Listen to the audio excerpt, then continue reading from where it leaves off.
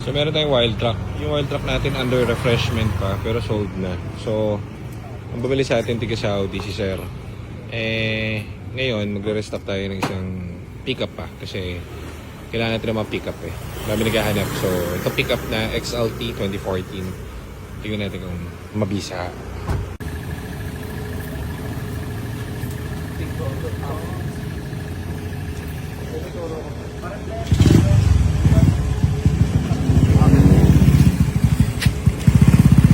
Wala, malis yung pick up ayun oh. Plaza.